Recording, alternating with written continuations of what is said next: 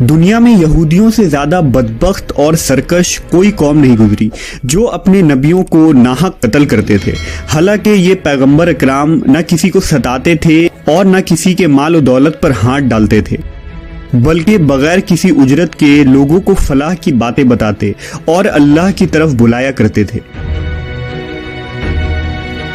لہذا حضرت ابو عبیدہ رضی اللہ عنہ نے ایک دفعہ رسول اللہ صلی اللہ علیہ وسلم سے پوچھا کہ قیامت کے دن سب سے بڑے اور سخت عذاب کا مستحق کون ہوگا؟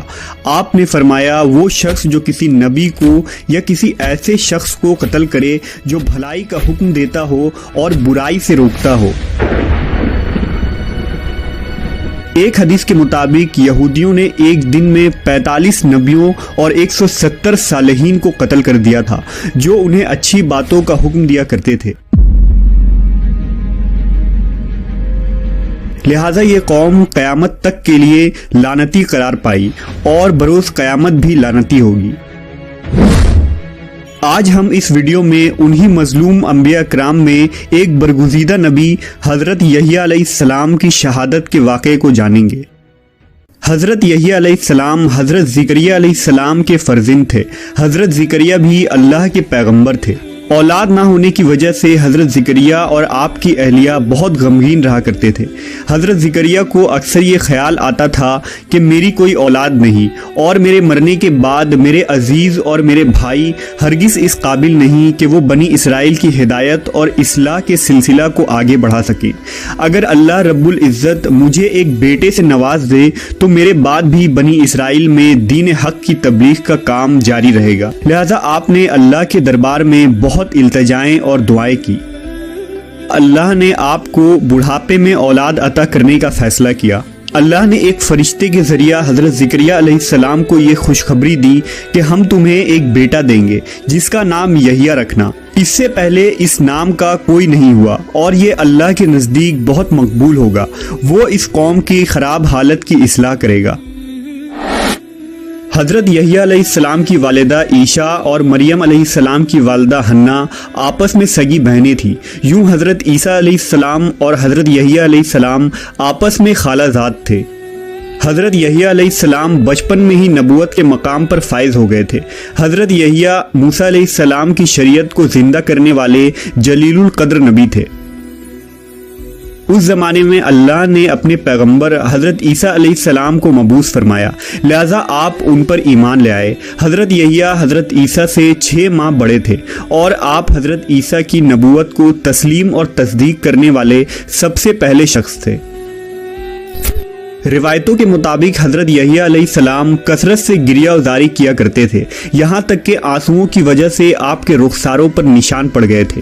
حضرت یحییٰ علیہ السلام نہایت ہی حلیم، رقیق القلب، پاک باز، عابد، متقی، قناعت شار، شرم و حیا کے پیکر اور سادہ زندگی بسر کرنے والے شخص تھے۔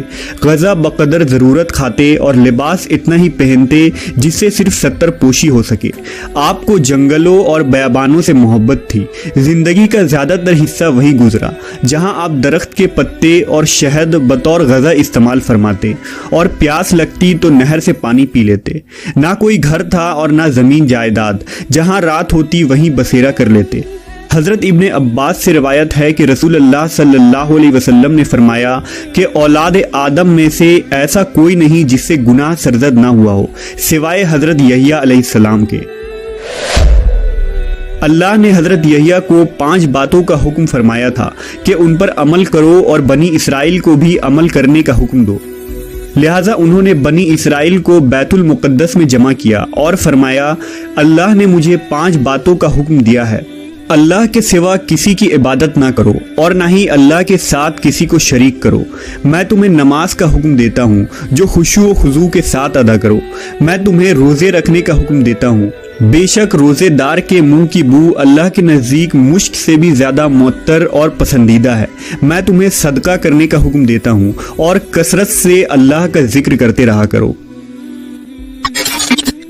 حضرت یحییٰ علیہ السلام کی وفات کے متعلق مفسرین نے مختلف واقعات تحریر کیے ہیں، تاہم مفسرین کی اکثریت نے جس واقعے کو بیان کیا ہے وہ لوکا کے انجیل سمیت بہت سی کتابوں میں درج ہے، جس کا خلاصہ یہ ہے کہ حضرت یحییٰ علیہ السلام کے زمانے میں یہودیہ کا بادشاہ ہیرود ایک عیاش شخص تھا، جس کے وجہ سے پورے ملک اور بنی اسرائیل میں فسق و فجور پھیل رہا تھا۔ اس نے اپنے حقیقی بھائی فلپ کی بیوی ہیرودیاس کو بغیر نکاح اپنے گھر میں رکھا ہوا تھا۔ حضرت یحییٰ علیہ السلام چونکہ نبی تھے اور دعوت حق کا کام سر انجام دیتے تھے، لہٰذا انہوں نے بادشاہ کے اس فحش حرکات کے خلاف آواز بلند کی، جس کے نتیجے میں انہیں گرفتار کر کے قید خانے میں ڈال دیا گیا۔ بادشاہ نے یحییٰ علیہ السلام کو قید تو کر دیا، لیکن وہ ان سے ڈرتا بھی تھا۔ وہ جانتا تھا کہ آپ اللہ کے سچے نبی اور نیک انسان ہیں، نیز بنی اسرائیل بھی آپ کی بہت عزت و احترام کرتے ہیں۔ لیکن بادشاہ کی داشتہ ہیرودیاس حضرت یحییٰ کی تعلیمات کو اپنے اور اپنی جیسی دوسری بدکار عورتوں کے لیے بہت بڑا خطرہ سمجھتی تھی، لہٰذا وہ آپ کی جان کی دشمن ہو گئی۔ اسی دوران بادشاہ کی سالگرہ کے موقع پر محل میں رقص و موسیقی کی محفل جمی، جس میں ہیرودیاس کی جوان اور خوبصورت بیٹی نے اپنی سحر آمیز رقص دکھا کر بادشاہ کو اپنے جال میں پھنسا لیا۔ بادشاہ نے خوش ہو کر اس سے کہا کہ مانگ کیا مانگتی ہے۔ بیٹی نے اپنی ماں سے مشورہ کیا تو وہ پہلے ہی ایسے موقع کی طاق میں تھی، لہٰذا اس نے بیٹی سے کہا کہ بادشاہ سے یحییٰ علیہ السلام کا سر مانگ۔ بیٹی نے بادشاہ کے سامنے ادب سے جھک کر عرض کی، اے بادشاہ سلامت، مجھے یحییٰ کا سر تھال میں رکھ کر منگوا دیجیے۔ بادشاہ یہ سن کر پریشان ہو گیا، مگر اپنی محبوبہ کی بیٹی کی فرمائش کیسے رد کر سکتا تھا، لہٰذا اس نے سپاہیوں کو قید خانہ بھیجا اور حضرت یحییٰ علیہ السلام کے سر کاٹ کر آپ کو شہید کر دیا۔ آپ علیہ السلام کے سر مبارک کو ایک تھال میں سجا کر اپنی محبوبہ کی رقاص بیٹی کے سامنے پیش کیا۔ روایتوں کے مطابق حضرت یحییٰ علیہ السلام کی شہادت پر آسمان سے خون کی بارش ہوئی اور سورج کا رنگ سرخ ہو گیا، اور جب آپ کے کٹے ہوئے سر سے خون گرے تو وہ زمین پر جوش مارنے لگے۔ لوگوں نے اس خون کو بہت دبایا اور صاف کیا، لیکن وہ خون کے قطرے اسی طرح جوش مارتے رہے، یہاں تک کہ اللہ نے بنی اسرائیل پر ایک سخت عذاب کا فیصلہ کر دیا۔ اس وقت روم کا سیزر البیریس تھا، وہ ہیرود سے ناراض ہو گیا اور اس نے اپنے بھتیجے اینٹیپا کو اس کی سلطنت پر حملہ کرنے کے لیے بھیجا۔ وہ ایک خونخوار فوج لے کر یہودیہ پر حملہ آور ہوا۔ بادشاہ کے لشکر نے قسم کھائی کہ جب تک یحییٰ علیہ السلام کا خون جوش مارتا رہے گا ہم یہودیوں کو قتل کرتے رہیں گے۔ ہزاروں یہودی قتل عام کیے گئے۔ اینٹیپا نے ہیرود کو شکست دے دی۔ اس نے ہیرود کو زنجیر پہنا کر سرے عام روم لے جانے کا فیصلہ کیا۔ جب ہتکڑیوں اور زنجیروں میں جکڑے دونوں میاں بیوی شہر کے گلیوں سے گزر رہے تھے تو ان کے ستائے ہوئے لوگ ان پر پتھر مار رہے تھے۔ پھر شہنشاہ روم نے ان دونوں کو صحرا میں پھینکوا دیا، جہاں بھوک اور پیاس سے دونوں مر گئے۔ انجیل میں ان رومی افواج کو خدا کا لشکر قرار دیا گیا ہے، کیونکہ اللہ کا یہ قانون ہے کہ وہ سرکش قوم پر دوسری سخت اور جنگجو قوم کو مسلط کر دیتا ہے، جو ان پر قہر بن کر ٹوٹتے ہیں اور اس قوم کو تباہ کر ڈالتے ہیں۔ مورخین نے لکھا ہے کہ اموی خلیفہ ولید بن عبد الملک جب دمشق میں مسجد تعمیر کروا رہے تھے تو اس دوران وہاں ایک غار دریافت ہوا۔ اطلاع ملنے پر خلیفہ خود غار میں داخل ہوئے تو دیکھا کہ ایک صندوق میں انسانی سر رکھا ہوا ہے اور اس صندوق پر لکھا تھا کہ یہ یحییٰ ابن زکریا کا سر ہے۔ ان کا چہرہ اور بال اپنی اصلی حالت میں تھے اور یوں لگتا تھا جیسے ابھی شہید ہوئے ہوں۔